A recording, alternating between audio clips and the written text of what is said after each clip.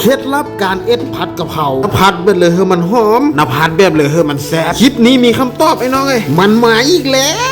วหากินน้ำคิดตะไฟวันนี้สิพาไอ้น้องเอ็ดเมนูผัดกะเพราปลาหมึกนะไปเบิ้งวัตถุดิบและวิธีการทำกันเลยมาวัตถุดิบหลักๆตะเฮาก็ละมีปลาหมึกอันนี้ค่อยได้หั่นมาเป็นชิ้นๆเลยได้ไอ้น้องเอ้ยส่วนอันนี้ก็เบอร์กะเพราอันนี้เบอร์กะเพราบ้านพริกแห้งกับกระเทียมตำให้มันเรียบร้อยเลยได้ไอ้น้องเอ้ยแล้วก็ไข่เห็นหน้าเอามาเอ็ดไข่ดาวเอากระทะไปค้างไฟเทน้ำมันลงกระทะให้มันร้อนซะก่อนไอ้น้องเอ้ยเพื่อที่ทำการดาวไข่หนะสิ่งสำคัญของการดาวไข่หนอตาเฮาต้องตั้งน้ำมันให้มันร้อนซะก่อนได้ไอ้น้องเอ้ยกาว่าอุณหภูมิมันได้ที่แล้วตาเฮาจังเอาไข่ลงไปหนะบุษสันหันเละไอ้น้องเอ้ยทำให้เพื่อเอ็ดตามค่อยนี่ฮะเนาะรับรองไข่บุมีติดกระทะยังแน่นอนส่วนเพื่อนน้ำมักก็หรือว่าบุมักก็จะตามใจที่เจ้าน้ำมักเลยไอ้น้องเอ้ยมักแบบเลยเอ็ดกินแบบหันกาว่าไข่ตาเฮาได้ที่เรียบร้อยแล้วเอามันขึ้นมาพากน้ำมันไว้ซะก่อนไอ้น้องเพื่อที่ขั้นตอนต่อไปเฮาได้ไปเอ็ดเมนู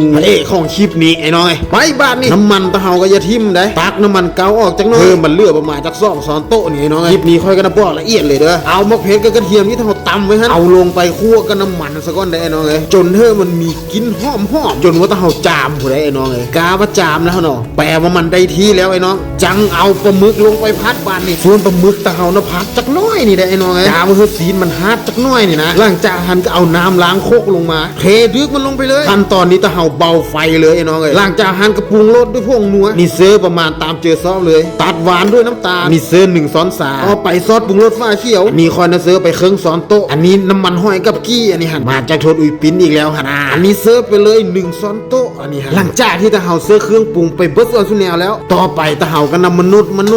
เครื่องปรุงมันเข้าเดียวเจียหั่นไอ้น้องขั้นตอนนี้เล้งไฟขึ้นมาจากน้อยแต่อย่าแห้งได้คนไปแป๊บนึงกะว่าเครื่องปรุงมันเข้าเดียวแล้วเอาพระเอกของงานมาเลยนั่นก็คือเบอร์กะเพราหนะดึกย่องมันลงไปลงคนประมาณจัก10 เทียบานี่ตักซั